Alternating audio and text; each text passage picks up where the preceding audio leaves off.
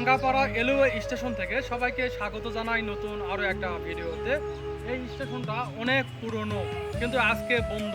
কেন বন্ধ আমরা সঠিক জানি না। তো অনুমান করা হয় এখান থেকে 5 কিলোমিটার দূরে হিলি রেলওয়ে স্টেশন, আর এখান থেকে আবার 5 কিলোমিটার দূরে বিরামপুর রেলওয়ে স্টেশন। তো দুইটা স্টেশন কাছাকাছি হওয়ায় এই স্টেশনটা অনেক বন্ধ। একটা সময় এখানে শত শত মানুষের পদচারণায় মুখরিত ছিল এই স্টেশনটা, অনেক প্রাণবন্ত ছিল। কিন্তু আজকে কোনো লোকজন নেই কোনো স্টেশনের প্ল্যাটফর্ম, কোনো কিছুই নেই, একেবারে বন্ধ এবং বিলুপ্তি। দেখুন স্টেশন, এই পথ দিয়ে কিন্তু অনেক ট্রেন যাওয়া আসা করে প্রতিদিন, কিন্তু কোনো ট্রেন আর দাঁড়ায় না, কোনো যাত্রী আর নামে না, ওঠে না। তো এই যে দেখুন এই অবস্থা বর্তমান, খুব খারাপ লাগছে। যদিও এটা অনেক পুরনো একটা স্টেশন, অনেক পুরনো, এখানে অনেক লোকজন আসতো যেত। তো আজকে এই অবস্থা। আমি আবারও বলতেছি, আমি আছি এই মুহূর্তে ডাঙ্গাপাড়া রেলওয়ে স্টেশন।